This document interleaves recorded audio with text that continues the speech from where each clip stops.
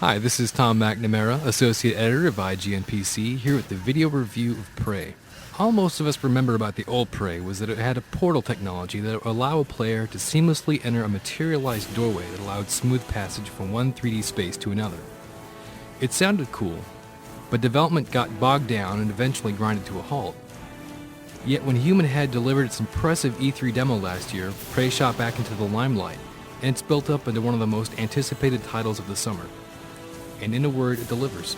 Like Half-Life 2, Prey is more than just a shooting gallery, and a succession of objectives don't have that disappointing content padding feel that have marred other recent titles.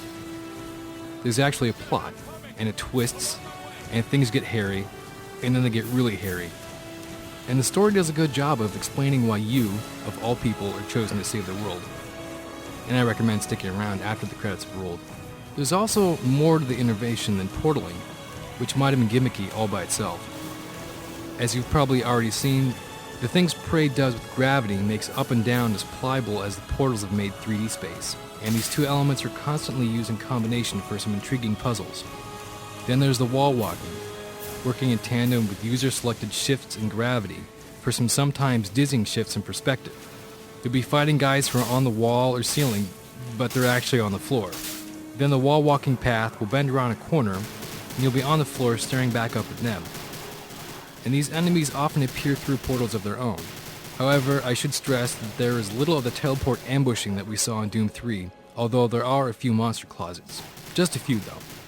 And you'll never grab some ammo sitting in the room only to be mobbed by monsters from all directions. Speaking of weapons, Prey does a good job of breaking free the very familiar arsenal we've become accustomed to. A few of them are just alien versions of things we know already, but there's also one weapon that becomes a different type of weapon depending on what flavor of recharge station you use. And all weapons will regenerate a small amount of ammunition in case you get really stuck somewhere. If you end up getting killed, you don't have to reload a save game, or manually save the game at all, really.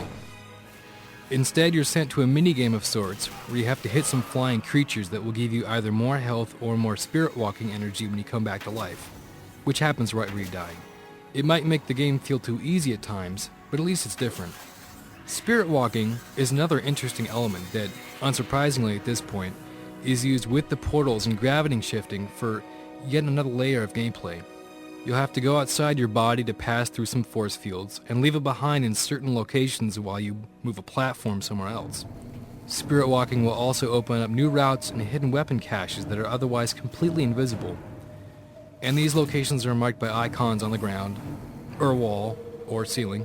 Although Prey is, at its heart, a first-person shooter, that is what we're signing up for in the first place. The imaginative approach to level design, some tweaks to weaponry, and an actual story with good voice acting and increasing tension all come together to elevate this game above a sea of competitors.